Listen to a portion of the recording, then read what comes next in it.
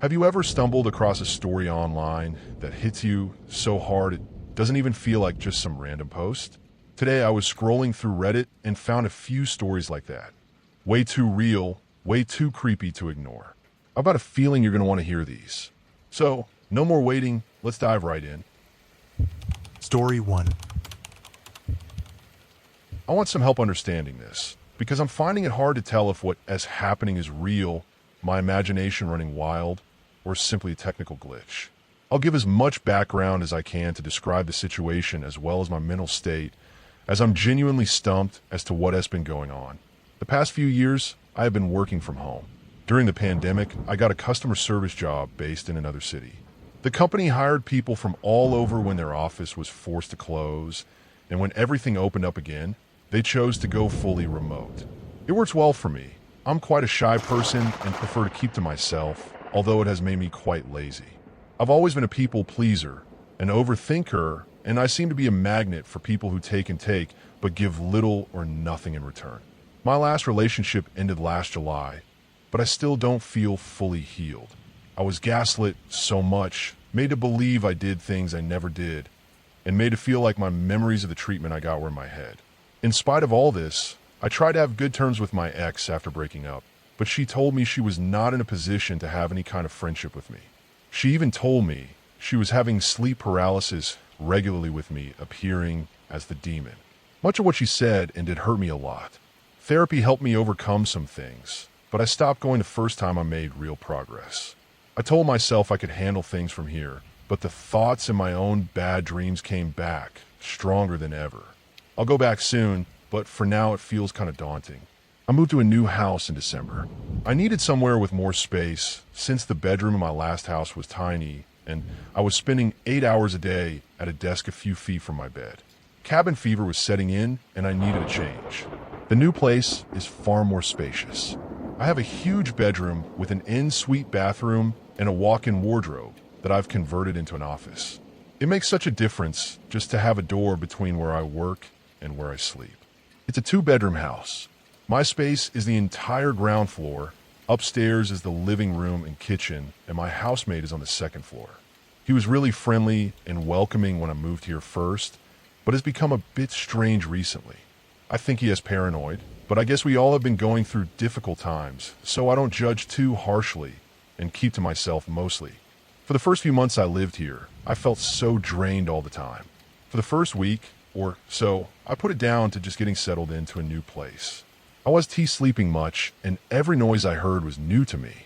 Over time I got used to the place and started to get more sleep, but my energy levels remained low.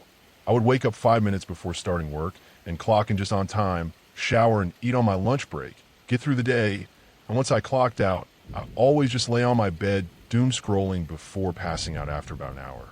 Despite getting 12 hours sleep per night, I was still waking up tired and I could not understand it. One morning, I woke up feeling especially exhausted. I checked the time 9:10.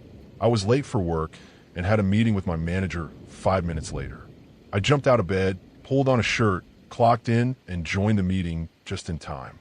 My boss was updating me about a new initiative HR were announcing. During the meeting, he stopped mid-sentence, looked closely at me, and asked if I was okay. I explained I was really tired lately and not feeling 100, but that I would perk up as the day went on. He continued to explain the new initiative HR set up a well-being committee and were running a steps challenge. 10,000 steps per day for the month of April. And once you entered, you were sent a new smart watch as a gift and to encourage you to be more active. I'd seen these kinds of challenges before and hated the idea, but at that moment I felt like this was a sign and a way out of the rut I was in. I told my manager to sign me up. It was starting in 2 days, and the watch should arrive within a week. Right before we finished, he told me to take a 15-minute break to clean myself up before starting. To be fair to the guy, he does look out for us. I went to the bathroom and had a look in the mirror. There was a long brownish red streak smeared across my cheek. Blood? I think so. I must have had a nosebleed in my sleep, and from moving around, it smeared across my face. Damn. I had a shower, made myself more presentable, and apologized to my boss. Kind of embarrassing, but he was sympathetic. He wanted me to see a doctor, but I knew it was just a once-off. After work, I thought more about the steps challenge. I looked it up, and 10,000 steps is about 5 miles. It felt like a lot, but I told myself that even if I do 1 mile each day, at least it's better than nothing, right? I decided that evening I would start getting some preparation in. I did go for a walk instead of going straight to bed. I set up a step counting app on my phone and headed out. It's a 10-minute walk to the local park, 15 to the supermarket. I wanted to try a new route, so I turned left and headed uphill.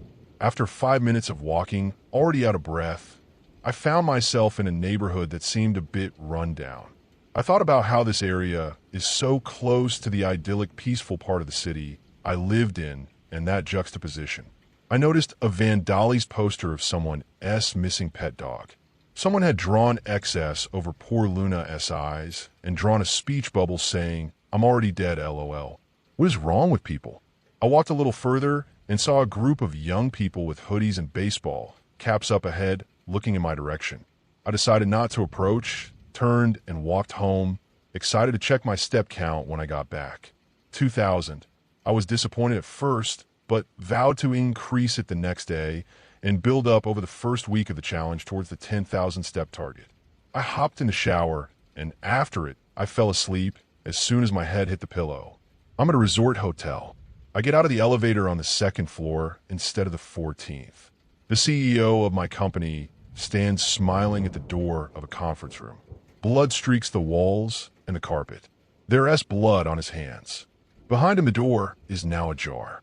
Their SA forensics team removing a body and inspecting the area. He tells me that sometimes getting rid of the opposition requires force. I'm outside at a waterfront bar with my colleagues. My ex and her new partner are nearby. As soon as I notice them, panic breaks out. I hear gunfire. I run to the water's edge and don't know where to go from there. I'm on elevated ground. I see soldiers and hails of bullets in the distance. I hear screams and cries of war and run. I look to the water. I don't know where to go. I woke up, sat bolt upright, and checked the time. 22:23.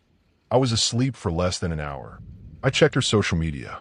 She posted a video with the lyrics of "Happier Than Ever." The week before was all too well. I was going to go upstairs for a glass of water, but I heard the door opening. My housemate returning from a date, and I heard his and her voice laughing. A successful night for him. He told her this is where the vampire sleeps, and I heard a light tap on my door. He told her he keeps his door locked at night, and they laughed, and one of them shushed the other. I thought about downloading dating apps again as I lay back down. Time to move on. The first 2 days of April, I took 1,500 and 3,000 steps. I got back on dating apps and planned to get a drink with a girl on Friday. My confidence was growing. I was chatting to another girl who was out of town. I did meet her soon too. On the Friday, my watch came in the mail, just in time for the date and my weekend. Even though I still felt burnout, I was in a positive mood on Friday, excited for the date that night. I showered on my lunch, sprayed almost an entire can of deodorant on myself after finishing, and headed out to the bar. The girl I met was beautiful. Marie. I knew from her bio she worked in localization and spoke 4 languages fluently. I got drinks, brought them to the table, and started to tell her about my day. I noticed she didn't look interested, so I changed topic. I spoke about the steps challenge and how I'm trying to be more active. Again, she was nodding, but looked bored. I started to ask about her, what she likes to do for fun. She said this and leaned in and kissed me. At first I felt uncomfortable, but I got into it. I still got it, I thought. After 5 minutes kissing with barely touched drinks at the table, she whispered in my ear, "Why don't we continue this at your place?" My heart sank. I never thought I would be in this position that night. I thought about my room, where I had been spending so much of my time the last 4 months. I was so exhausted I hadn't stayed on top of laundry. What did I last change? My bed sheets. Not sure. Did I throw out the wrappers from those snacks I had at my desk for the past week, or were they still sitting there? Or we can go to mine. She laughed, and I felt relief. We got a cab back to her place and went to her room. Again, there wasn't much talking. It had been a long time for me. I felt a mix of excitement and guilt, pleasure mixed with uncertainty. I felt the speed of her grinding on me grow faster, her breaths getting more intense, and her moans louder. I was still completely in my head, overthinking about the situation and wasn't even close. She got up and kissed me and said she loves finishing first. When she went to the bathroom, I checked my watch. 5,000 steps. Not bad. I wondered if it included the workout. I'm a third party watching myself. I am both standing at the end of my XS bed and watching myself stand there. I list off everything she did that hurt me. I ask her to tell me the truth about when her new relationship started. I cry. The onlooker watches her laying there with her eyes closed. Not looking peaceful, but disturbed. I woke up to see Marie standing fully dressed, arms folded, calling my name. Her parents were visiting and she needed me to leave. I quickly got dressed and noticed the ends of my jeans were wet. It hadn't rained the night before. There was dark dirt or what appeared to be ash under my fingernails. I showed them to her and looked towards her black duvet as the only possible source. She rolled her eyes and sternly told me to get out. I approached her before leaving, hoping for a kiss, but she backed away. I didn't know what had changed. I got a cab to my house while fighting the instinct to overthink about what had gone wrong. As a distraction, I checked my watch. A notification told me I had reached my daily target, 10,000 steps. But how? I swiped back to the previous day. 10,000 steps. What was this app counting? I had a text from my housemate. Hey man, can we have a chat when you get home? He told me someone had been in his room a few nights while he was out. It seemed to be ongoing for a while. At first he said it was small changes. A lamp not being where he remembered putting it, or some clothes on the floor that had been on the bed. Then he noticed dark fingerprints on the door handle, and there seemed to be drops of blood and some dog or cat S fur on the carpet. I was shocked. I wasn't sure if it was real or his mind playing tricks on him. Then he asked, "Man, were you in my room those nights?" My mind was racing as I went to bed that night. I'd never been in his room. Why would he think it was me? But who else could it be? Why was Marie so cold towards me? And where did the extra steps come from? I'm standing in an area I recognize. There are run-down buildings, and I'm standing next to a trash can lit on fire. In the distance, I see the figures of teenagers looking at me, their faces just shadows. I hear a dog whimpering. I see the missing dog poster on a pole. There is an added section saying wanted with my picture. There is blood on my hands. I hear my own voice repeating, "I'm already dead. I'm already dead." I woke up with a sore throat, my breath shallow. I didn't have the energy to even get out of bed. I checked my watch. 14:44. A notification told me I had reached my target steps for the day. I had a text from my housemate to tell me he thinks I should move out as he doesn't feel comfortable living with me anymore. I'm at a loss as to what is going on, and I don't know where to go.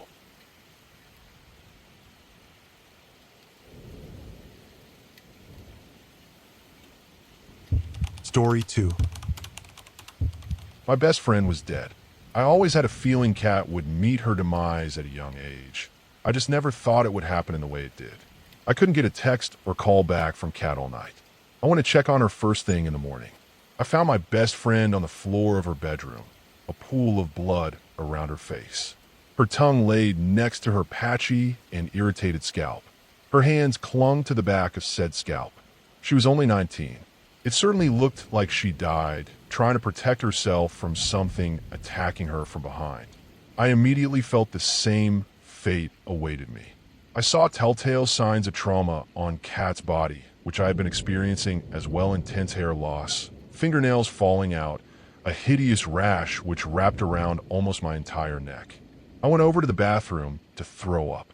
I had felt sick all morning. When I pulled my head up out of the toilet, I saw that Kat's journal was on the floor, not far from her body. Open nature, bubbly penmanship in pink ink in no way fit the sinister subject matter which was headlined. "If you lie, you die." A numbered list of items followed the heading. 1. Rash 2. Your nails fall off 3. Hair falls out 4. Death of your first love 5. You lose your voice 6. Death of firstborn. Based on the fact that I was looking at Kat dead on her bathroom floor, I assume item unlucky number 7 was that you died. I also saw a note scrawled below the list. 1 week. You're clear I knew I had whatever killed Kat. I didn't think my first love had died. Yeah, but wait, could Kat's death have been actually triggered by me lying? I had lied to my mom the night before. I never had a romantic partner. My family sucked with a capital S. Kat was the only person who mattered to me. She could easily be described as my first true love. This curse identified Kat as my first love. I lied for the fourth time since I got the curse to my mom the night before, and it killed her. That's what happened. I blamed myself. It felt like home. I'm sorry, Kat. I said out loud to confirm I hadn't hit the fifth step yet and still had my voice. My heart was broken. My brain was terrified. A childhood trauma told me I had limited options from there, and I had to choose my next moves wisely and not linger and mourn. I figured whatever this horrible thing was, it was contagious, and I only had a couple mistakes left before I joined Kat. It was time to race home, gather some things, and start to research and run. That meant I unfortunately needed to go to my mom's house and gather some things. I was packing my bags and sleuthing on my phone for any information I could find online at the same time when my mom slipped into my room and confronted me. "Did you fuck Jason?" My mom yelled at me. How did my mom know that? Long story short, Jason was a guy who was too young for my mom. She brought home from the bar one night, and she was too drunk to actually end up getting with. I came home tipsy and desperate from a party, and the rest was history. Sad, ugly, dirty, messy. History.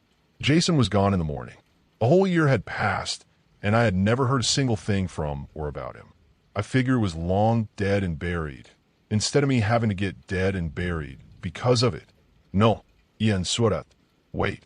No, I wasn't supposed to lie, but I think it was such muscle memory it just came out. Don't fucking lie to me. There was no time to debate with my mom. I just needed to get away from her and start trying to solve the problem. Let me go, my words got more and more faint as each one came out. The loss of my voice confirmed to me I was on the fifth step. I had only 2 lies left before I died. I stormed out of the house without exchanging another word with my mom. I wondered if I would ever see her again. I found threads about what was happening to me on Reddit. Unfortunately, everyone who posted about having it seemed to just stop posting rather quickly.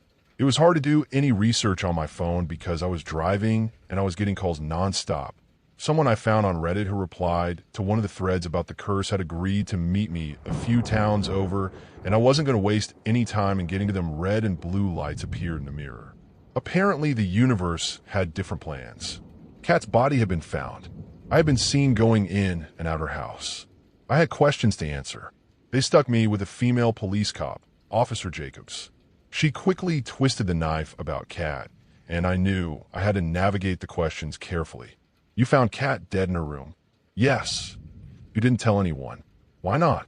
Kat was caught up with some bad things, bad people, drugs. I suspected they may have been responsible, and as much as it hurt, I didn't want to be the one responsible for reporting her dead. If it was because of them, I explained honestly. You just left your friend there dead? Alone. Officer Jacobs had me absorbing my true painful feelings of losing Kat. It clouded my decision-making. I was no longer sharp. It pains me looking back at it because I see just how it went wrong. You only checked Kat's pulse? That's the only place you touched her when you found her? That's true. It immediately came like a punch in my gut, then traveled down between my legs. I could do nothing but feel pain. Completely frozen. You didn't kiss her? Officer Jacobs asked. I couldn't answer. All I could do was feel pain and have the horrible realization of a memory of myself planting the softest of kisses goodbye on Kat's dead forehead that morning. I had lied. My body was paying the price. It felt like all of my insides rushed to my pelvic floor and blood rushed out from between my legs. I had miscarriage. I lost my firstborn. I didn't know I was even pregnant. The drug test the cops had me take proved it. My lie ejected the fetus that was inside me. Ironic, because before that I didn't think I could feel any more hollow before. I felt secluding myself was the best option once I got out of the hospital. I rented a quiet cottage-style hotel room. Just me and an internet connection, so I could talk to the mysterious anonymous stranger on Reddit. They explained that most people wouldn't talk to you because you were risking lying to someone and giving it back to them if they had survived it. They also explained you had a full year after you were inflicted with it before you were cleared. How can I stop it before a year? You can't. I'm sorry. I'm starting to worry that this is going to affect me. I'm sorry, but I can't help anymore. I felt utterly hopeless. The one person who could help me had bailed. This is probably where you think I started gearing up to take this thing on. Want my life back. But no, I was already battling depression before this all happened, and it was just another punch down at me. I laid in bed for days, not eating, not responding to any attempts to contact me. There was a knock at the door at first light. I saw Officer Jacobs through the peephole. Something inside me told me I should answer. I let her in. She was a completely different animal from the one who had questioned me back at the station. She won my trust by showing me her rash and that her hair was falling out. I found Kat's journal in her room. I figured it was made up until it started happening to me. Did I get this from you? Officer Jacobs said, her voice still intact. Does it matter? I answer back. How did you find me? Officer Jacobs drew an answer, but stopped herself. We need to be careful. My wife is my first love, and she's still alive. I like to keep it that way. We can solve this. Then answer the question truthfully. How did you find me? I asked again. There's only so many motels around here someone could stay in. I drove until I found your car. It's parked right outside this cottage. You can see it from the highway, Officer Jacobs answered. She seemed incredibly genuine at that point. I figured she would be my best chance for cracking the thing anyway. I let her in. I have some information for you, she announced as soon as she was inside. Apparently, this has happened in Jackson County before. They may have found a solution, Officer Jacobs said. Officer Jacobs moved for a closet. She took off her belt and tied it to the top of the open closet. Kelly is the only good thing that's ever happened to me. I can't risk losing her, Officer Jacobs explained as she sized up the noose to her chin. I had a feeling Officer Jacobs wasn't going to let me leave the room. I pulled files from Whatcom County PD. They didn't believe the curse, but they had interview transcripts from people involved.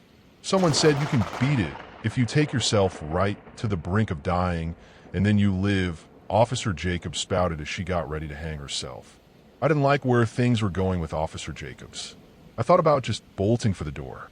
I need you to watch me and make sure I don't actually die, Officer Jacobs said from the closet. Fuck it. I ran for the door. Lucy? Officer Jacobs called out to me. Ugh, I couldn't just leave her hanging. Literally.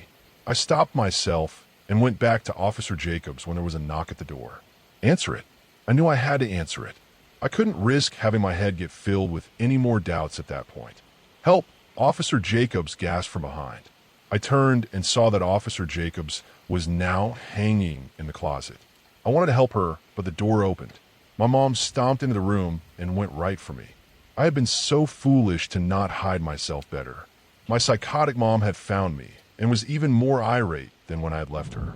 She bull rushed me and got me moving backward.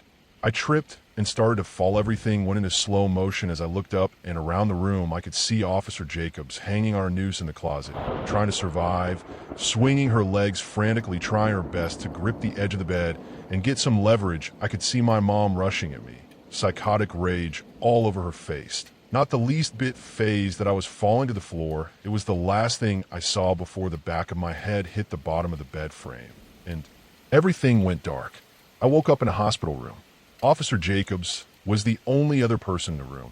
I felt like I had awoken from a coma. I hoped Officer Jacobs thought that a near-death experience could clear it had happened, and was true. It worked, as far as I can tell. Officer Jacobs confirmed before I even asked. Officer Jacobs didn't look completely relieved, though. I could tell she had just been crying. I lost Kelly one too many lies, she lamented. I don't blame you, though. Officer Jacobs laughed to herself just a little bit. See, that was an outright lie right there, and nothing bad happened. I'm definitely clear, Officer Jacobs added. I'm sorry, my voice had returned, confirming to me that I had also shaken the curse. You're not out of the woods yet. You have one more person you have to decide if you want to move forward with in your life, and if you want to help them. I confirmed I knew who Officer Jacobs was talking about when I went to another room and saw my dear old mom in a hospital bed. Most of her hair was missing. She was covered with rashes, and she looked exhausted just to see me, but I got a rise out of her. Do you know how to make this stop? She asked me, her voice shot out and desperate. It's simple. If you lie, you die, I explained. My mom's tired face filled with pure bewilderment. I'm just going to leave it at this one questionando. You think you've been a good mom? My mom wrestled with the question for a good while. Her eyes shot around the room. No, she gasped. It felt like the right point to end her story. I left the room, paying no mind to what she yelled at me. It was easy given her voice was gone. I had Officer Jacobs deliver my mom a set of instructions for if she wanted a chance to navigate the curse and come out on the other end alive. I have never heard from my mom again. I have no idea if she is alive or dead. I do not care. Nosleep.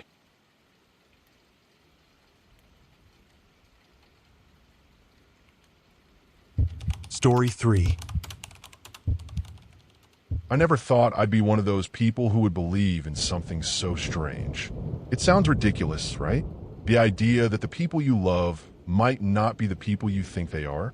But I've seen it with my own eyes, and now I'm terrified of who might be living in my house. It all started a few weeks ago when I noticed my brother acting off.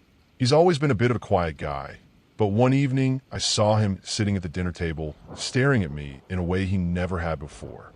His expression was blank, almost robotic. I shrugged it off, thinking maybe he was just tired or distracted. But then things got weirder. I woke up one night to hear footsteps outside my bedroom door. I opened my eyes and glanced at the clock. It was 2:32 a.m., a time I never forgot. I thought I heard a faint whispering like someone was muttering to themselves, but when I checked, no one was there. The next day, my brother was in the living room watching TV. As soon as I walked in, he looked up at me, but something was off. His eyes, there was something wrong with them. They weren't his eyes. It's hard to describe, but they were cold, lifeless, like they were empty. I confronted him, asking if he was okay, but he just stared at me for a moment and then smiled. A smile that was too wide, too unnatural. "Everything's fine," he said, his voice too smooth, too even. "I'm just tired."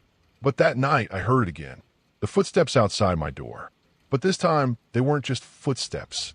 I heard the soft scratching sound, like fingers lightly dragging against the walls. It sent a cold shiver through me. I felt paralyzed, my heart racing as I stayed still, listening to the sound that was coming closer and closer. The next morning, I couldn't find my brother anywhere. I searched the entire house, every room, every corner. He was gone. I even checked the backyard, the garage, and all the closets. But he was nowhere to be found. I was just about to call the police when he walked in the front door, looking as though nothing had happened. He smiled at me again, that same wide, blank expression on his face. "I went for a walk," he said casually. But something was off. His voice, it wasn't his voice. It was his mouth, but the tone was all wrong. There was no warmth in it, no familiarity. I told myself I was just overreacting. But then I saw my mom. She was sitting on the couch, staring at me the way my brother had to, still, too quiet. I couldn't put my finger on it, but it was like her face had shifted slightly, just enough for me to notice. Her eyes weren't right. They were too wide, too unblinking. She didn't greet me when I entered the living room. In fact, she didn't say anything at all, just stared. After what felt like forever, she finally blinked and said, "Dinner's almost ready." But it wasn't her voice. It sounded wrong, off. There was something about the cadence, the way her lips barely moved, that made my skin crawl. That night, I stayed up late, hoping to get some rest. But around 2 a.m., I woke up to the sound of footsteps again. This time, they were coming from downstairs, slow and deliberate, like someone was pacing the hallway. I grabbed my phone and texted my brother, asking if he was awake. But there was no reply. I texted my mom nothing. A feeling of dread crept over me as I tiptoed down the stairs. What I saw in the living room made my blood run cold. They were there, my brother and my mom, standing in the middle of the room, staring at the wall, unmoving. Their eyes were wide open, unblinking, their faces expressionless. I froze in the doorway. I wanted to call out, but I couldn't. I couldn't speak. My legs felt heavy, like I was rooted to the floor, but my mind was racing. I couldn't understand what was happening. Then my brother turned his head slowly, unnaturally. He looked right at me with those dead, empty eyes. "You're still awake," he said, his voice flat and devoid of any emotion. "Why are you still awake?" I couldn't respond. I backed away, feeling a sense of panic rising in my chest. I turned to run, but my mom's voice stopped me. "Stay with us," she said, her voice now a chilling echo, too cold, too distant. "We're all here for you." I bolted upstairs and locked my door. I didn't know what to do. I didn't know who these people were anymore. Were they still my family? The next day, I decided I couldn't stay in the house any longer. I packed a bag and went to stay at a friend's place. But when I came back, the house was exactly as I left it. I figured maybe I was just being paranoid. I tried to forget about it. But the next morning, my mom was standing in the hallway when I woke up. She was waiting there, smiling, just like she always did. But the smile wasn't real. There was something behind her eyes, something hollow. "How was your night?" she asked in that too casual tone. I couldn't look at her. I couldn't be in the same room with her. I ran. I stayed with my friend for a few more days, but it didn't feel like enough. I couldn't shake the feeling that they were watching me. No matter where I went, no matter what I did, I felt their eyes on me. And then, a few days ago, I got a text from my mom. "Come home. We need to talk." I stared at the message for what felt like an eternity. The voice inside my head told me don't go back. But I didn't listen. I ignored the warning bells ringing in my mind. When I stepped into the house, everything seemed normal to normal. My mom was in the kitchen, chopping vegetables. My brother was in his room, playing video games, just like he used to, but the atmosphere was thick, heavy. There was no warmth in the air, no life in the house. I stayed in the living room, waiting for them to come to me. And when they finally did, they weren't my family anymore. Their faces completely blank stared at me, and they didn't move. "We've been here the whole time," they said in unison. I tried to run. I tried to scream, but the door wouldn't open. The walls were closing in, the air thick with something I couldn't breathe. They surrounded me, those hollow, empty eyes following my every movement. One of them reached out a hand me brother, or what I thought was my brother. His fingers were long, unnaturally so. His hand twisted around the door frame, as if his joints were made of rubber. He took a step toward me, but then he stopped, his eyes never leaving mine. "You'll understand soon," he whispered, his voice slithering through the air like a snake. Everyone does, eventually. The house groaned and shifted around me, as though it had a life of its own. The walls seemed to move inward, squeezing me with an invisible pressure. I tried to push against them, but it was useless. The house had become its own prison. "No, no, no," I screamed, but my voice was swallowed by the oppressive silence. They were everywhere now, closing in on me, inching closer, their footsteps echoing in the narrow space between us. I backed into a corner, my heart pounding in my chest. I couldn't breathe. The walls were alive. I had to get out. I had to escape, but there was no escape. And then, just as quickly as they had appeared, my family's figures suddenly vanished. The house was silent. I stood there for what felt like an eternity. Then, the door slammed open and they were standing outside. I didn't think. I ran. I ran as fast as I could, but every step I took felt slower, heavier. The air seemed thicker with each stride. I heard their whispers follow me, growing louder as I moved. "You can't leave," they said. "You're ours now." I don't know how long I've been running. I don't know how long I've been trapped in this house, but they're still out there, watching, waiting, and I'm starting to realize maybe I'm not supposed to leave.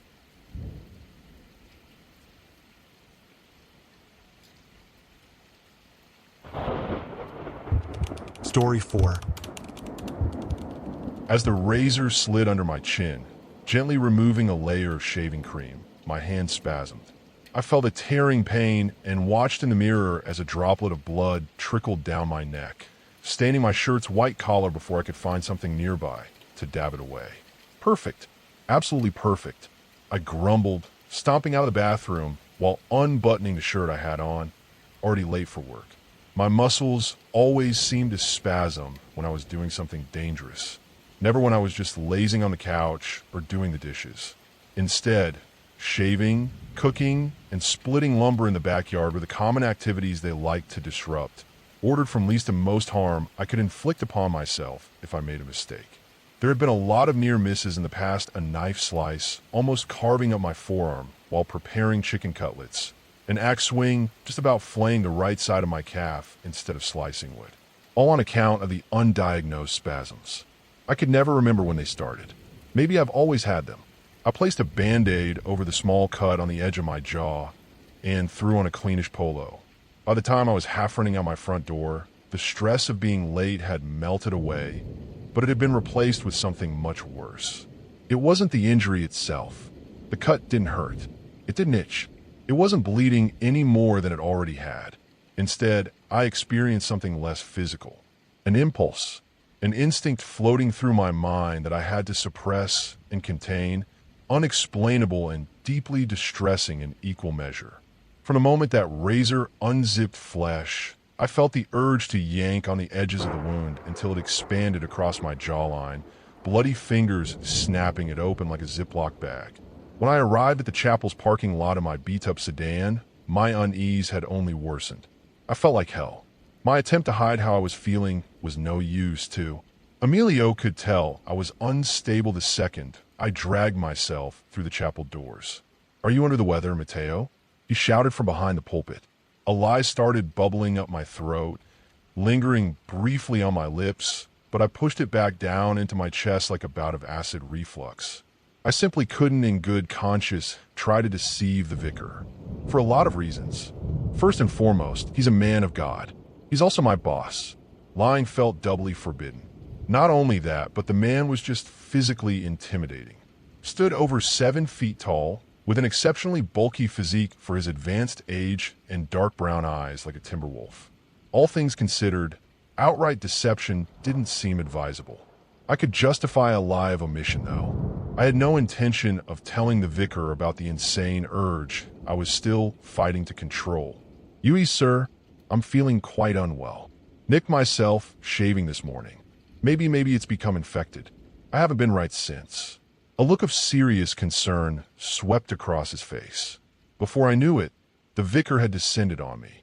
His approach felt nearly instantaneous. I blinked, and in that time, the man had moved 20 feet forward, a massive hand encircling the back of my neck, pulling my head to the side so that the injury was directly under one of the chapel ceiling lights. Without a word, Emilio tore the Band-Aid off and inspected the cut. "Yes. Well, a regular Band-Aid won't do, Mateo.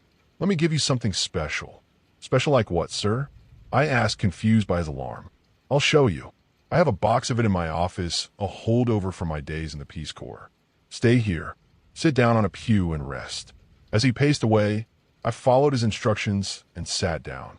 All the while, the strange compulsion tossed and turned in my skull, restless and violent. I shut my eyes, clasped my hands tight while setting them against my forehead. I prayed for relief, which would not come until I learned the truth. The vicar returned from his office with a square inch piece of thick medical dressing. There was no brand name on the bandage, nor were there any adhesive strips to peel off. It was unlike anything I'd ever seen, truth be told.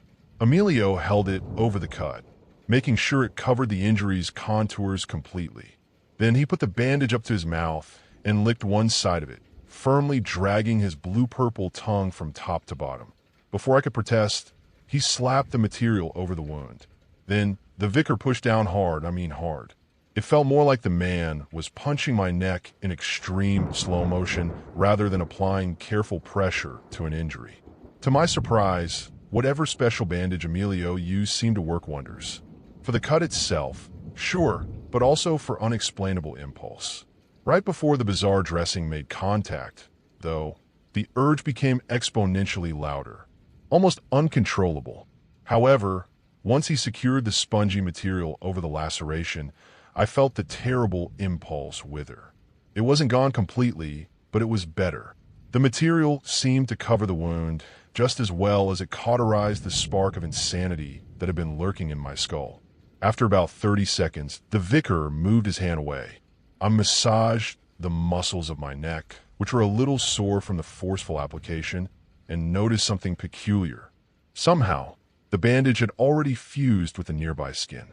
That night, lying in bed, I ran my fingertips over where the cut had been, trying to determine what exactly the material was. It was like Emilio had grafted the bandage over my cut. At the time, that didn't make any sense. But before the sun rose the following morning, I would understand completely. A jolt of searing pain woke me up. Initially, I thought I was dreaming because I was standing in my kitchen as opposed to lying in bed.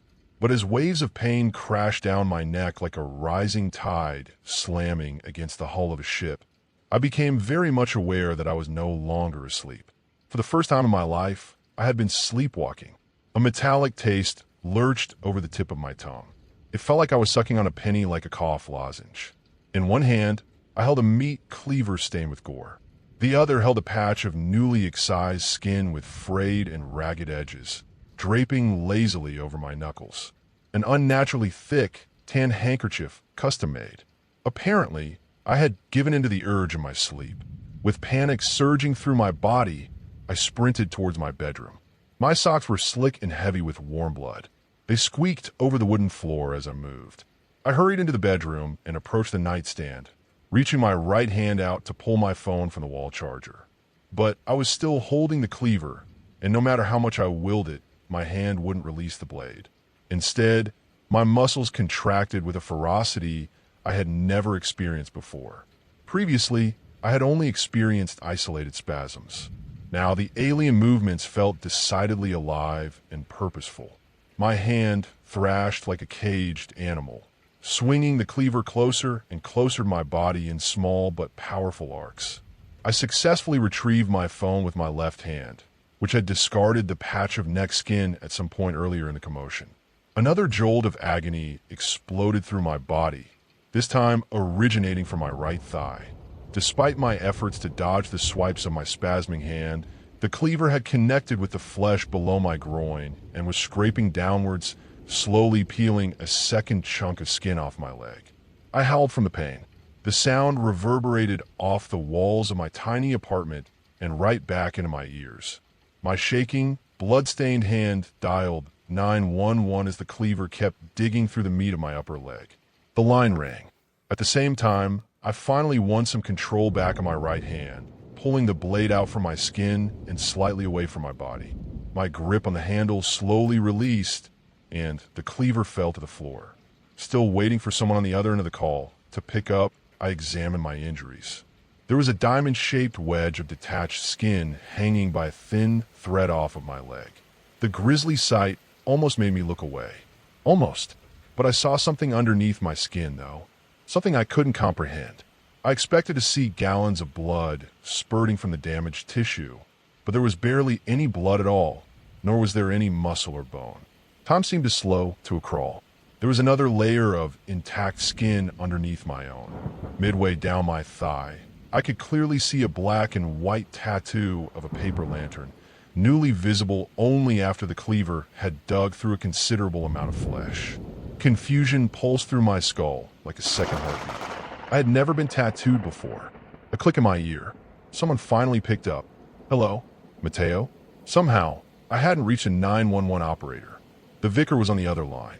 Emilio, I need you to call before I could finish. My hand shot to the floor with the speed and precision of a hawk, clasping the cleaver's sticky handle, blade, and pointing towards me. Before I knew what was happening, the extremity swung up through the air in an arc, only stopping once it had buried the cleaver into my forehead. And then it pulled down, over the bridge of my nose, my chin, my Adam's apple, so on and so on, split me nearly in half. But I didn't die. When I fell, not all of me fell either. It's difficult to put into words, but I'll do my best. From the floor, my vision became nauseatingly distinct. One I could see into the bedroom, and the other could see down the hallway, but the images didn't mesh with each other. They weren't cohesive. Where one started, the other abruptly ended. An impossible 360-degree panoramic view of my apartment. I was unzipped. The eye that pointed towards the hallway saw a bloody foot come down inches away from its vantage point, followed by a second foot, 2 legs, and eventually a whole person, coated in a thick blanket of red-brown coagulation. The figure plodded down the hallway, frequently stumbling as it moved. As they were about to round the corner, there was a deafening crash from somewhere ahead of them, accompanied by the sound of splintering wood.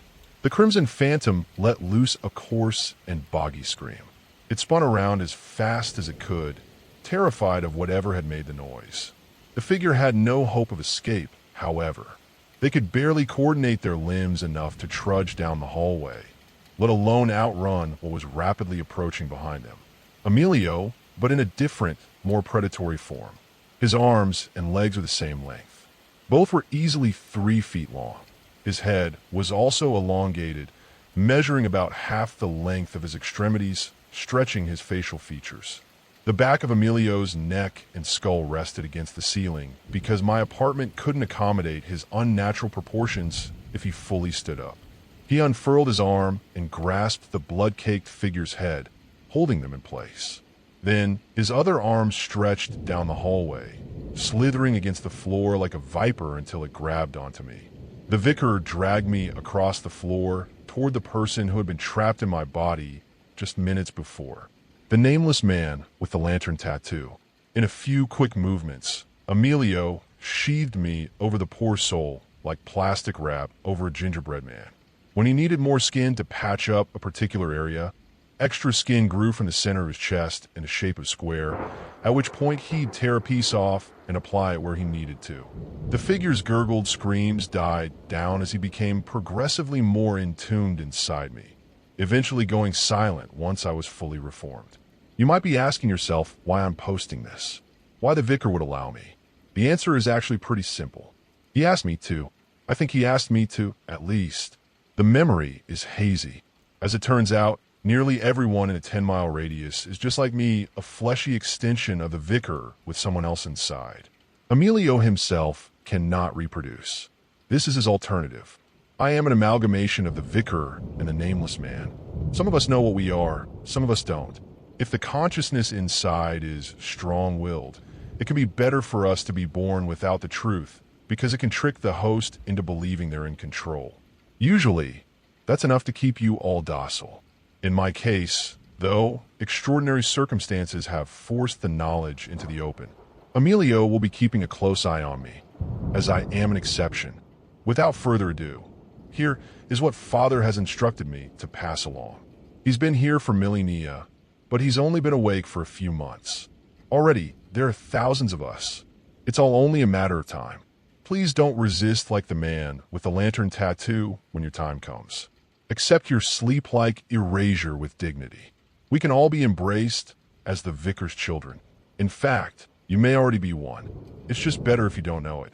https www.reddit.com/Saint Remember, it can all be undone with something as small as a shaving cut. That's it for today's creepy Reddit tales. Before we go, I just want to say a quick thanks to all of you for watching, liking, and sticking around. You guys keep this channel going, and I'll be back soon with more stories that'll make your skin crawl. Drop a comment if you've got your own spooky tale to share, and I'll see you in the next one.